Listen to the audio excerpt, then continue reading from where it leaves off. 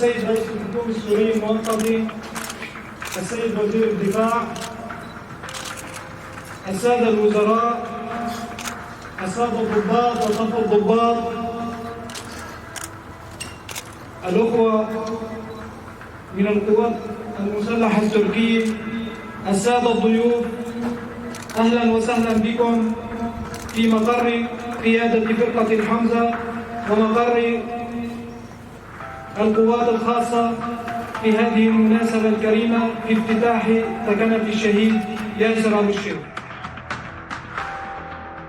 بحضور حفلنا حفل افتتاح تكنة دورة من أبطال فرقة الحمزة. سعيد الحنيني قائد فكر التكتيك. حاضر حاضر.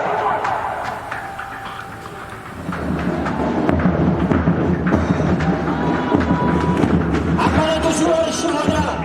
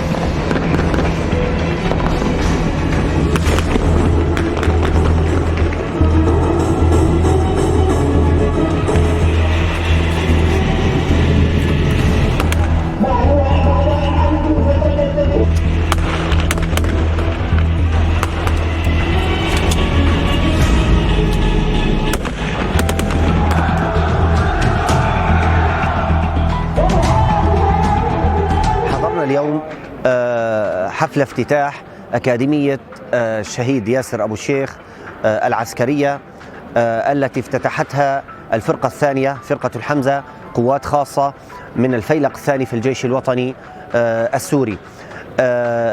تم أيضا تخريج دفعة مع حفل افتتاح هذه الأكاديمية، وفي الحقيقة كان هناك عرضا مميزا ومن كافة الاختصاصات، ورأينا في هذا العرض مدى التطور والتقدم في إمكانات الجيش الوطني وتنظيمه وتدريبه.